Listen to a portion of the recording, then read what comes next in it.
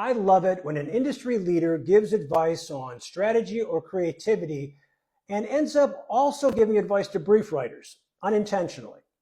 This has happened a couple of times and I've talked about it. Howard Gossage has done it and Nick Cohen has done it. Well, it happened again when I was doing research on Rob Schwartz, an old friend and my boss at Team One back in the late 90s. He's going to be a guest on the Brief Brothers.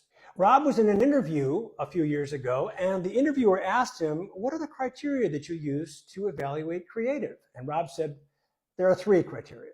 The first is when you say yes, you get it. The ad works. There's nothing ambiguous about it. The second response is no, it's just not going to work. No, no, no, I don't like it. I might even hate it. And then the third response is unique and rare. And this is a guttural, visceral response when you say, wow, it hits you emotionally. And as I was listening to Rob talk about this, I realized, well, those are 3 great criteria to determine whether you've written a good brief. Now, here's another truth. Creatives are probably never going to say wow about a brief unless they're being sarcastic and they hate it.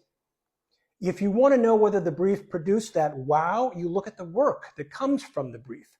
So here you have to have at least that yes. Yes, I get it. Yes, the brief is clear. But if you can get that rare wow, you've produced a great brief. Now, you ask your creatives how often do they see a wow brief. And if my experience is any indicator, it's pretty rare. I can remember 1 brief in my entire 26-year career. It also happened to take place on Rob Schwartz's watch at Team One, and I'm going to ask him about that. It was for a project for Lexus. If you can't produce a wow brief, at least get a yes brief, a brief that the creatives will say, I get it, I can work from that. But go for the wow. So thanks, Rob. I appreciate the advice. This is Brief Bites. See you next time.